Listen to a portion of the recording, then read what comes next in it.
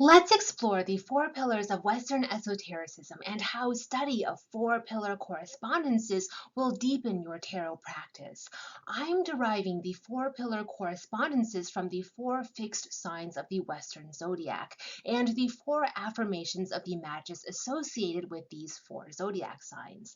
The tarot is a centralized hub where the many areas of esoteric study converge, and so to reveal the four pillars to you, we will be working with the major arcana. The four major arcanum keys that correspond with the four fixed signs of the zodiac are based on the astrological correspondences of the Golden Dawn. This introductory video will provide the groundwork for your understanding of the four pillars. The four pillars are designed across multiple dimensions, both space and time, so we'll also see how these keys relate to your journey through the four alchemical phases.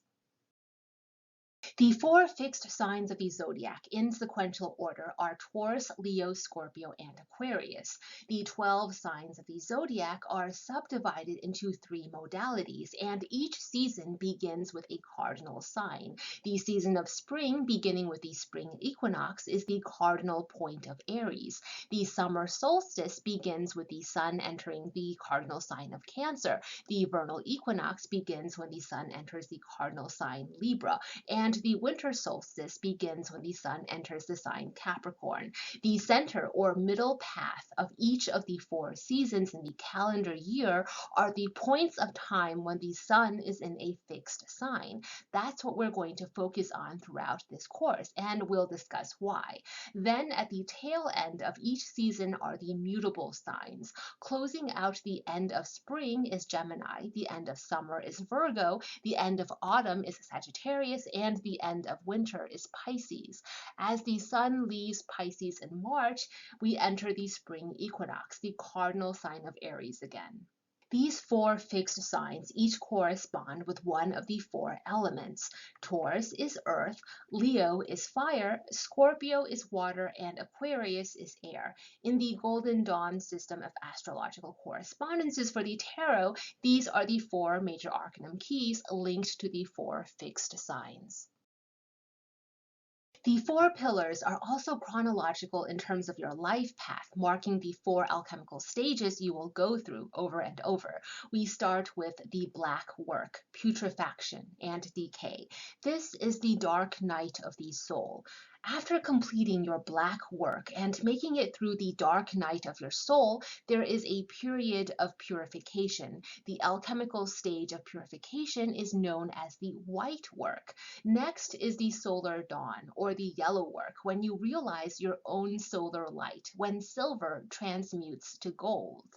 This is a personal awakening stage. And finally, there's the red work, achievement of the great work, manifesting your magnum opus, attaining your goal, connecting through the elemental roots of these four alchemical stages. They correspond with the four fixed signs. So you may have noticed that there was a discrepancy in sequential order of naming the elements between astrology and alchemy. In Western astrology, the chronological or calendar sequence of the fixed zodiac signs, that's Taurus, Leo, Scorpio, and Aquarius, is earth, fire, water, and then air. But if we're talking about the elemental sequence of the zodiac signs, then it always begins fire, then goes to earth, air, and ends with water, round and round the astrological wheel. Now, if we talk about the wheel of the year, the succession of equinoxes and solstices, well, the elemental order is fire, water, air, and earth.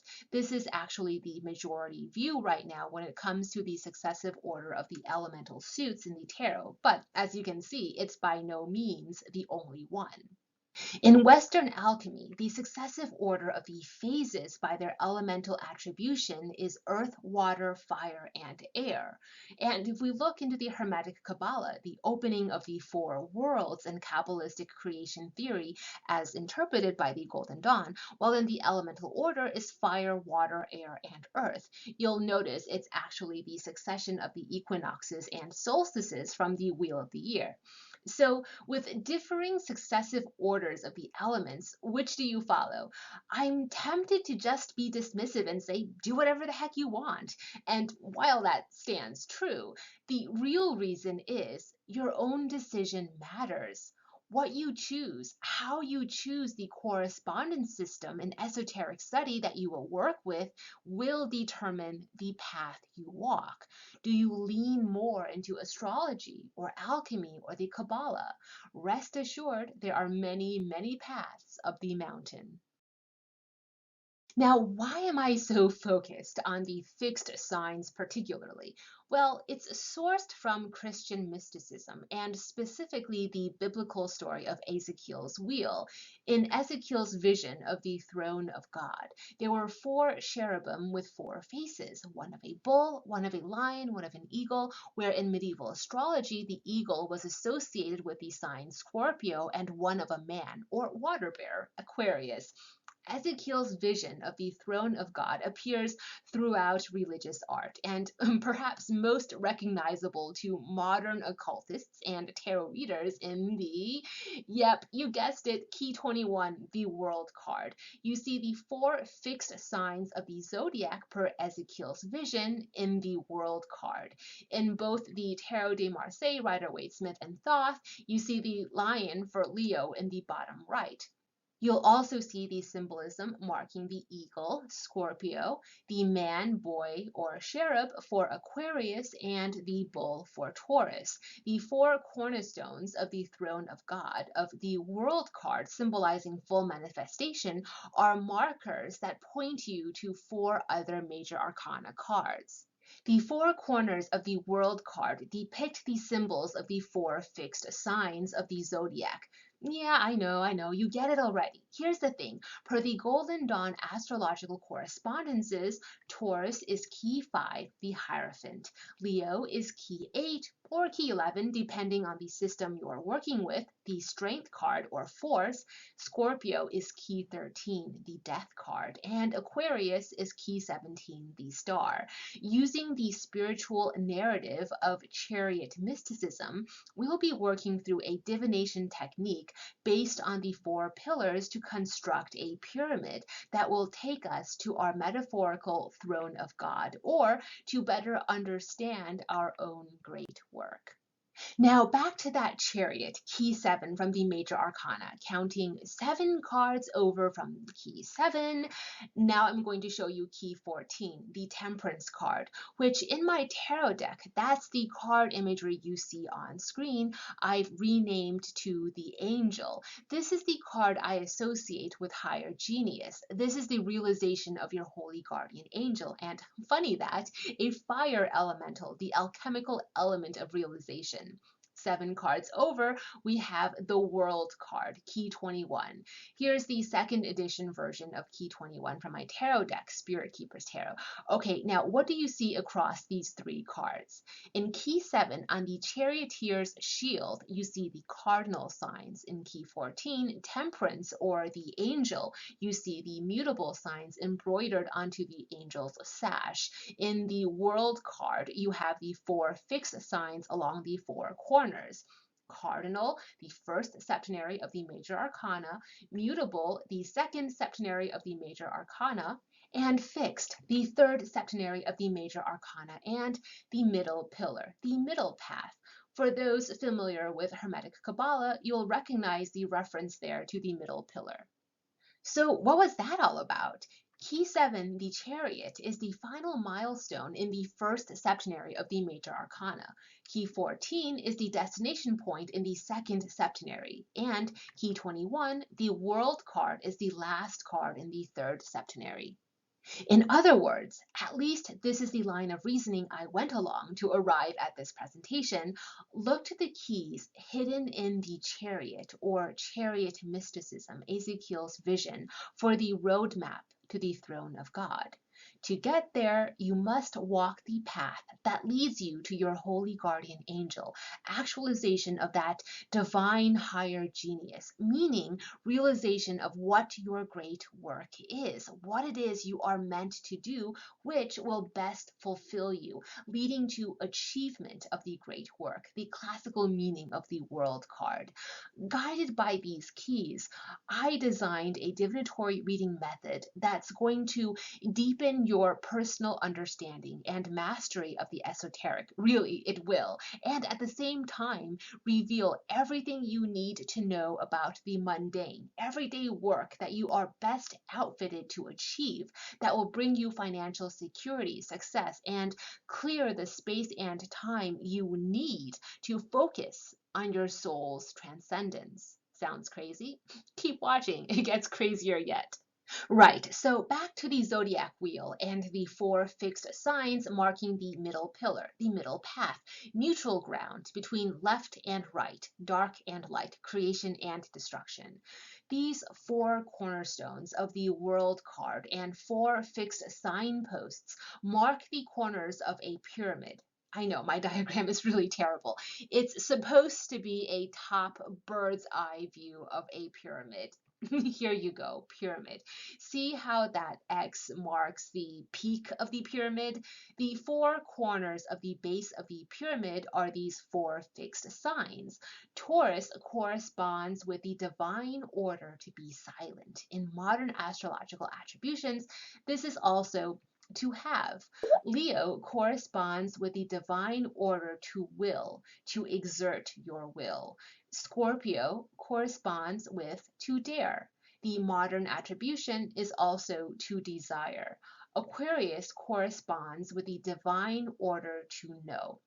Yes, you're sure to find discrepancies in these correspondences of the four directives of the Magus, also known colloquially as the Witch's Pyramid. The attributions I'm working with here are astrologically based and are from the texts by Valentin Wiegel and William Lilly. Post-edit correction here. I'm so sorry for the confusion. There are texts out there that attribute Taurus as to be silent. I'm afraid I can't recall where I saw that, since that's not the approach I follow. Lilly, Wiegel, and the traditional astrology texts I'm citing from in this course attribute Taurus with to do, and that's the attribution you are going to find in your companion workbook for this course. It's the one I follow, but there's no right or wrong here. It's more about how you rationalize correspondences across different metaphysical fields. Leo has been attributed as to will, but I follow the attribution of to dare. For Scorpio, I work with to keep silent, but don't freak out if elsewhere you see it as to dare. Different strokes for different folks.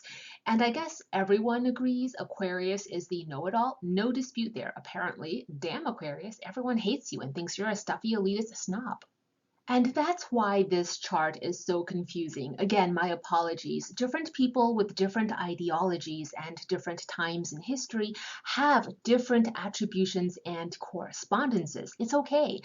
As I always say, all you need to know is why you do what you do, why you believe what you believe. What is the rationale, the reasoning behind your correspondence system that makes it work for you? Know that and you're fine.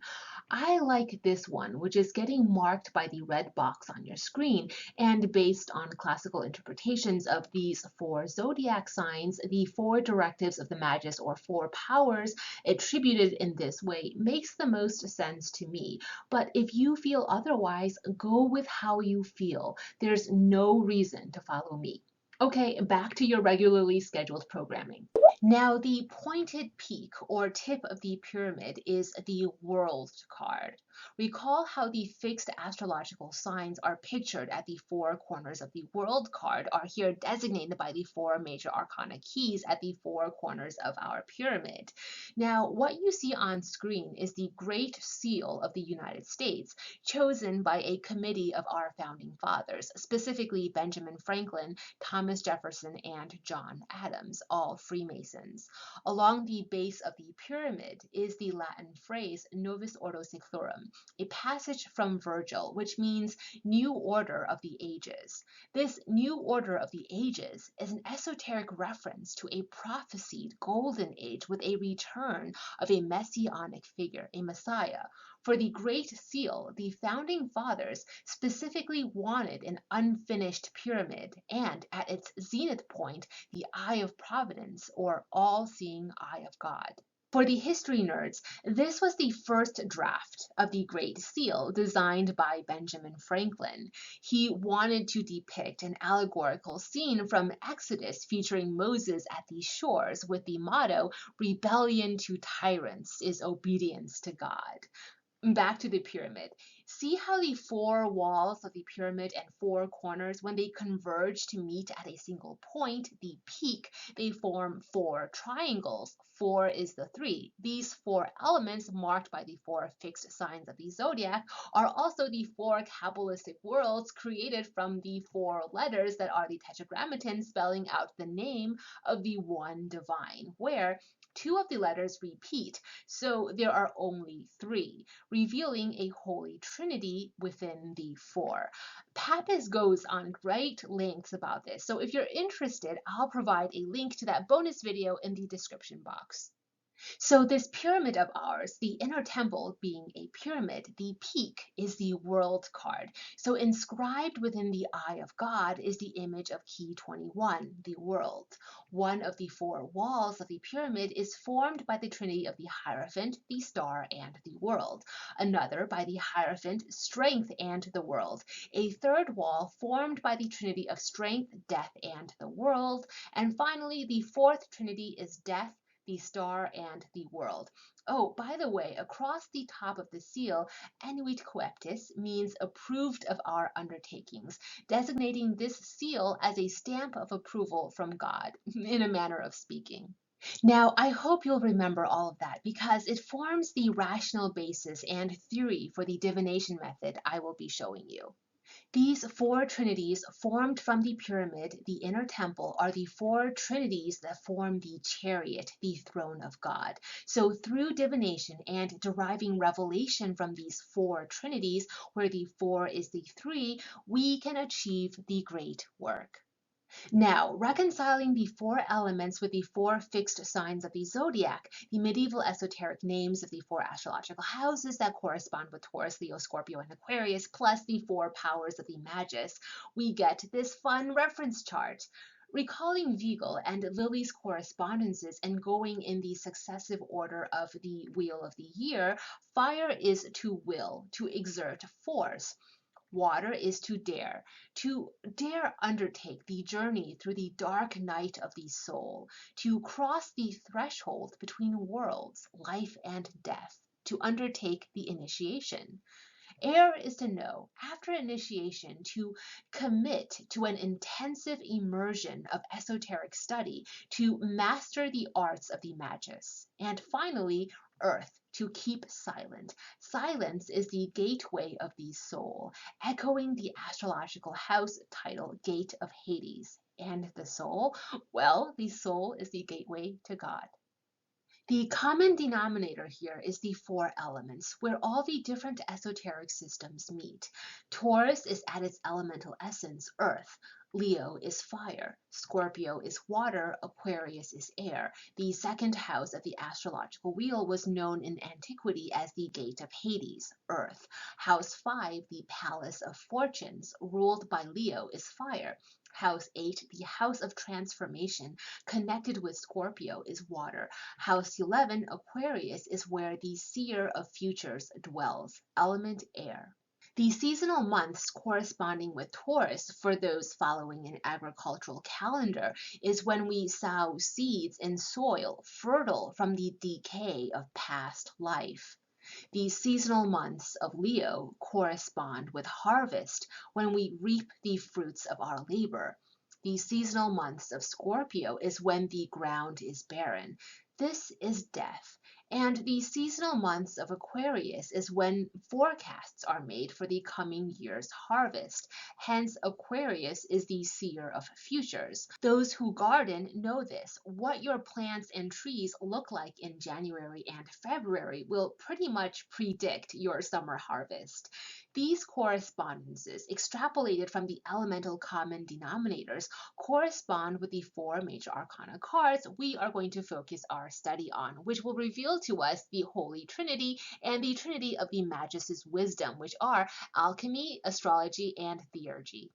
We'll study your precious popular Rider-Waite-Smith card images, don't you worry.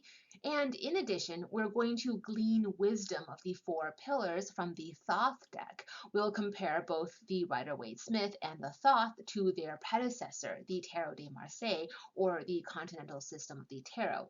If I may, I'd also like to introduce you to the four pillars from my own tarot deck, the Spirit Keeper's Tarot, and share with you why the symbolism here is what it is. So that was your introductory overview, the reasoning behind the divinatory methods to come. We will be doing a tarot reading for each pillar, so you can see for yourself what awaits you and also how you can achieve more, be more. From these four readings, we begin to build the foundation of your pyramid. This pyramid is the inner temple, which can never be completed in one lifetime, as hinted at in the Great Seal. And the peak of this inner temple is where you can see visions through the eye of providence. The next module in this course will focus on the Pillar of Earth, which will shed light on the best course of action for you to achieve material success.